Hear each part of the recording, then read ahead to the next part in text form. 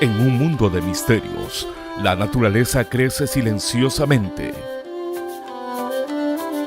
Grandes culturas olvidadas por la moderna civilización conservan realidades más allá de nuestro entendimiento. No hay selva que no tenga su genio. No hay árbol que no tenga su criatura, sus poderes y su inteligencia. No hay árbol sin alma. Nuestros mayores sí eran muy celosos en cuidar y convivir con la naturaleza. Siempre ellos nos decían, ves, si quieres vivir y aprender cómo guiar a tu familia, haz ayuno, vaya a las choreras, vaya a unos nevados, vaya a los ríos, y así obtendrás conocimientos y puedes guiarte. Aunque los animales no nos hablan, nos expresan el cariño, el amor, la necesidad. Y a la gente le hace falta sensibilizarse ante el dolor de un animal, el dolor de una planta que se está secando por falta de agua.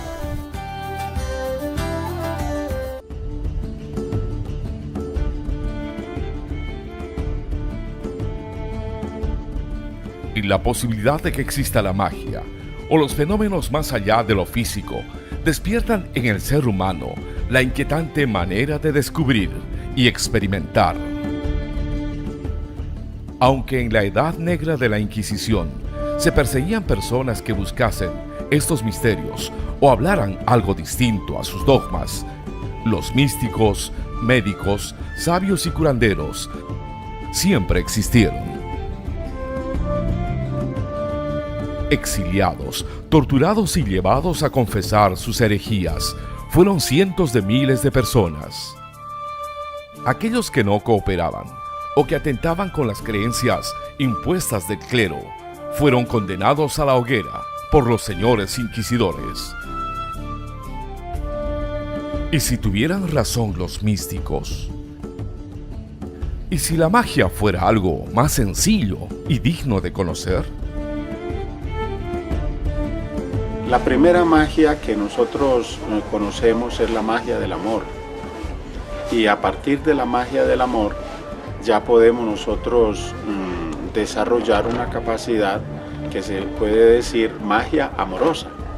Y esa magia amorosa siempre es una fuerza de tipo electropsíquica y electromagnética que hace que uno se sienta integrado con la naturaleza.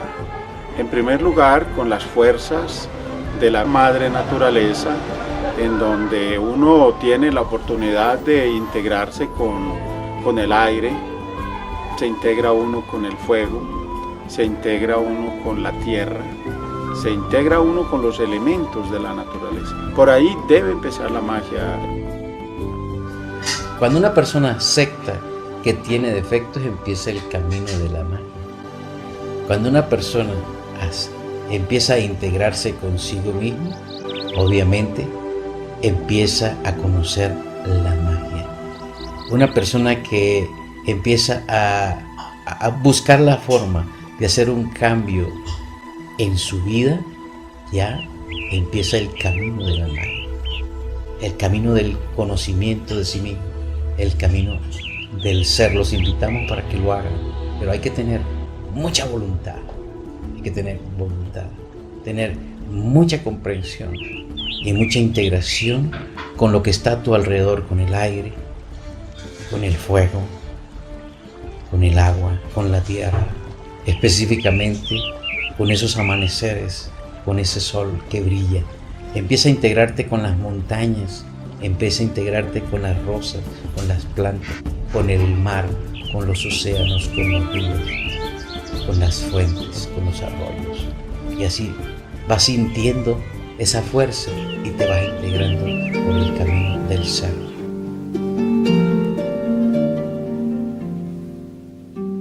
Los grandes místicos suelen ponerse en contacto con las criaturas que nada tienen que ver con el mundo tridimensional en que vivimos. Dichas criaturas inteligentes han sido bautizadas por los místicos con los nombres de ángeles, dioses, devas, genios, etc.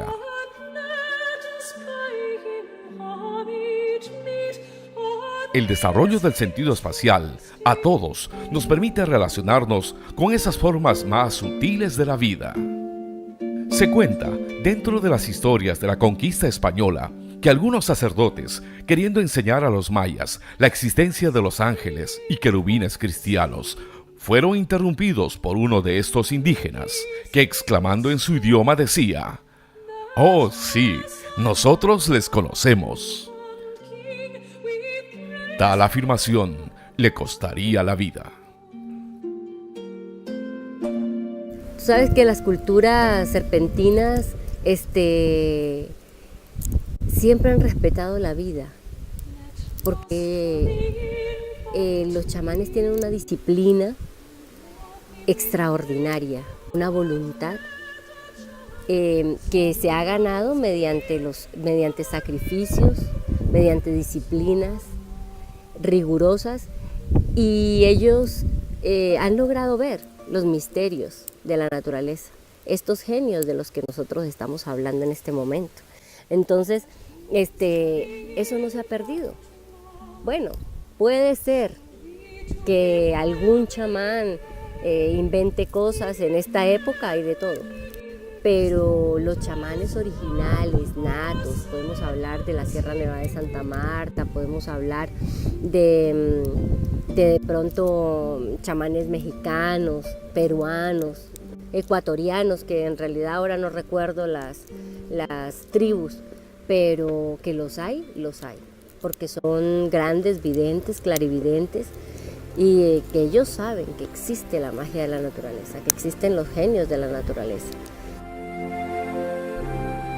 De nuestro abuelo, nuestra abuela, que nos hizo una terraza, ya tiene como 2000 años. Y en esos tiempos había mucha gente, 36.000 personas había, pero los españoles que vino de España.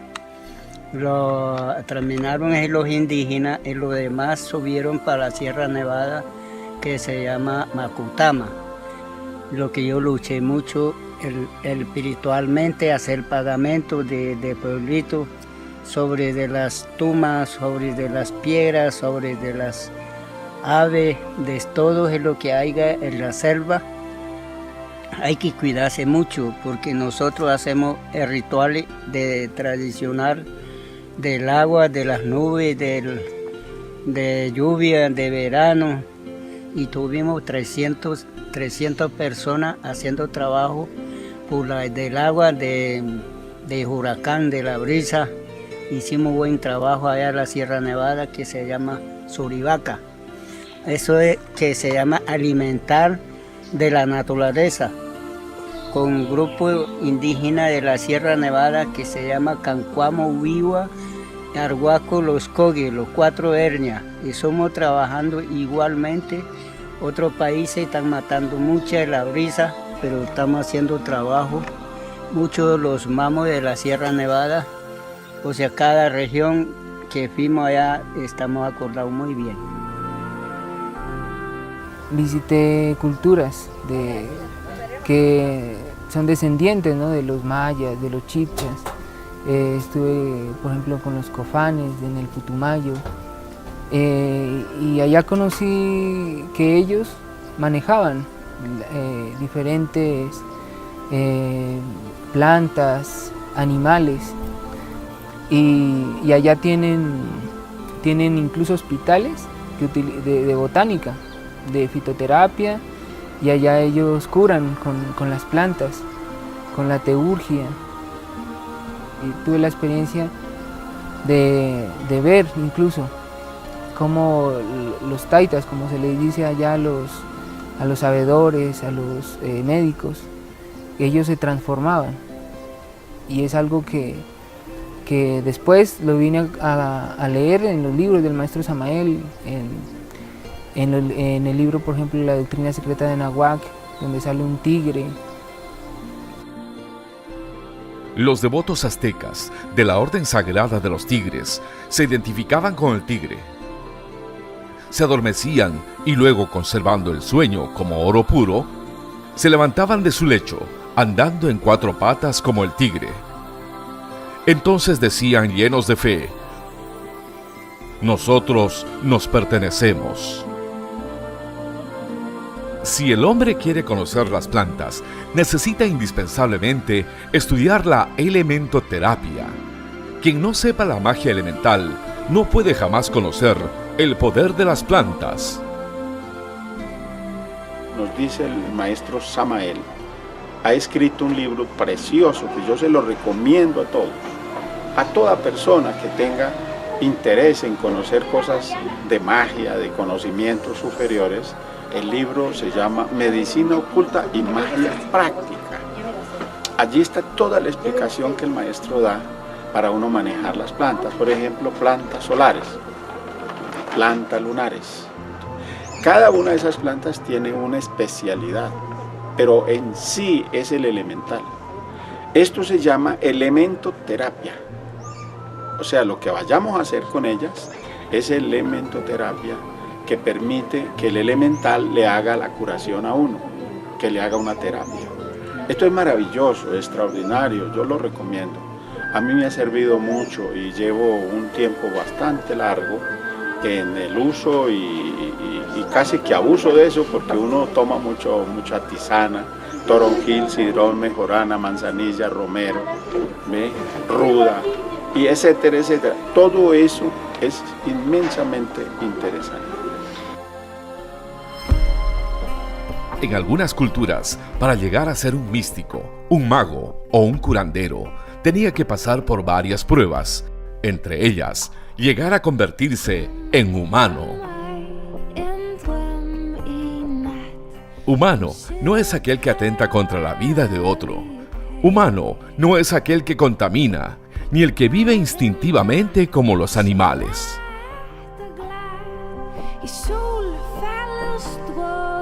Sería ridículo afirmar que una persona con una mente y vida desordenada pueda llegar a conocer los misterios de la Pachamama. Sería muy lindo que las personas se concientizaran de que el planeta es quien nos da la vida, es ese gran vientre, es esa madre naturaleza que nos alimenta. Y que si nosotros seguimos arrojando basuras donde vamos, quemando, talando, maltratando la naturaleza, los animales, de verdad que el tiempo se acorta. Ya vemos que todo ha cambiado, que el clima ha cambiado, ya no se puede cultivar, los cultivos se queman, que el agua está escasa. Es lamentable que en grandes metrópolis el agua es muy difícil conseguirla, un agua de buena calidad, porque las aguas ahora las tratan. Las personas de dinero puedan tener buen agua, pero las personas de una clase baja ya toman el agua que desecharon los demás. Cada uno de nosotros tiene una culpabilidad ahí, en la contaminación del aire, en la violencia que se ha generado. Es decir, hemos acabado con los recursos naturales. Antes se pensaba que eran inagotables. Hoy estamos viendo que ya no existe agua, ya no hay agua. Es decir, ahora nos estamos dando cuenta que algo tan sencillo como el agua, tan cotidiano, era imprescindible para una humanidad, imprescindible. Creo que es una sola semana en una gran ciudad como Sao Paulo, como Nueva York, como Hong Kong, con una semana de agua, que eso sería catastrófico. Y vamos hacia allá, ellos lo entienden. Y algunos se atreven a decir que es irreversible ese proceso. La Tierra no va a volver a ser la de antes. Es muy extraño ver a un grupo de personas o a una familia que vaya a un bosque y no deje basura, vaya a un río y no deje su basura ahí. ¿Ves? Entonces, un genio que se le va a presentar a una persona que lo único que hace es causarle daño. Porque nunca le gustaría, a nadie le gustaría que alguien llegara a su casa a botar la basura, a botar los desechos, lo que no necesita. Resulta que vivimos desde pequeños experiencias, que uno se iba a acercar a una laguna misteriosa, mágica, y si uno llega con gritos, con desarmonías, inmediatamente el misterio de la laguna llega. Entonces se nuba o se escuchan ruidos para que las personas dejen el lugar. Entonces eso siempre lo vimos, que uno llega al lugar y tiene que respetar el genio del lugar donde está, sea una laguna, una montaña, un bosque, porque el genio del lugar está para cuidarlo, ¿ve? Y de pronto no lo podemos ver, pero sí lo podemos percibir, porque él tiene una armonía que es la que se va a encontrar con la armonía que uno lleva. Y entonces es ahí donde la persona entra a la armonía del bosque o de la laguna o de la montaña y así logra inspirarse, lo que se llama compenetrarse con esa magia, ¿ve? Y ahí hay un retroalimento de humano con naturaleza, es un retroalimento de la vida, ¿ve? Y es ahí donde hay un canal entre la vida que hay dentro de uno, la vida que hay dentro del alma del bosque, y ahí se pueden experimentar la magia que tiene la naturaleza misma, que nosotros la llamamos la madre naturaleza.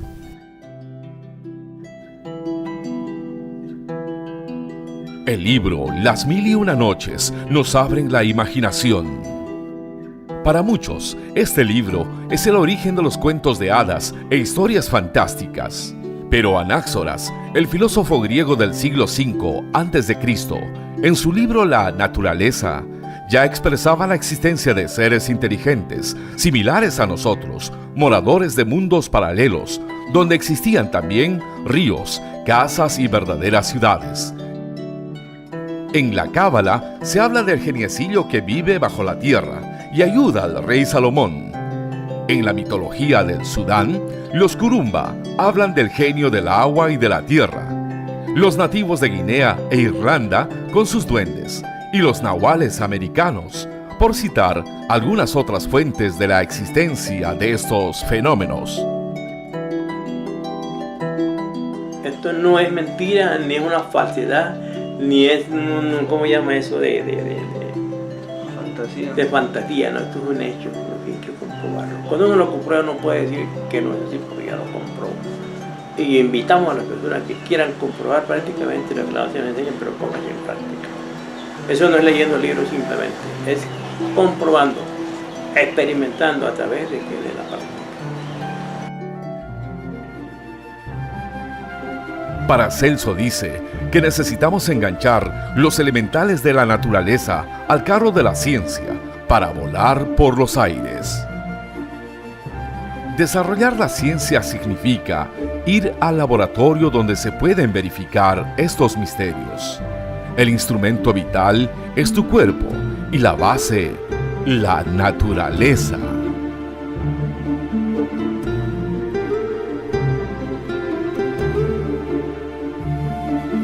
Meterse en la tierra, uno se entierra, por lo menos se tapa, trabaja con los gnomos y primeros elementales sagrados de la tierra. También es una forma de oxigenar el cuerpo, de darle vida, de desestresarse. Entonces nosotros tenemos que dar una octava superior en la vida, no dejarnos ganar de la vida. Nosotros tenemos que triunfar en la vida y no que la vida triunfe sobre nosotros. Lo que a mí más me resulta es hablarle. Si yo tengo un bosque de pinos ahí, yo simplemente los saludo y les hablo. Y cuando uno llega a una casa y saluda al dueño de la casa, uno se siente bien, ¿verdad? Porque está respetando, porque tiene normas de cortesía. Bueno, al internarse en un bosque de pinos, como te pongo el ejemplo, y uno llega y saluda y dice, buenas tardes, los vine a saludar, vine a que me den su paz, su armonía, y simplemente camina por el bosque. Es tan fácil sentir la armonía de ellos, como cuando uno va caminando por una montaña y le dice a este fuerte viento o una suave brisa, quiero que me dé su tranquilidad, su paz, su armonía. Y se conecta, ¿ve? Se conecta, él se hace sentir. Y uno no necesita de poses, uno no necesita de acostarse de pronto, de sentarse, no, simplemente dando pasos con armonía. De pronto para mí sea fácil, para las otras personas no. Por eso no te doy una práctica en sí, simplemente lo más hermoso es hacerlo.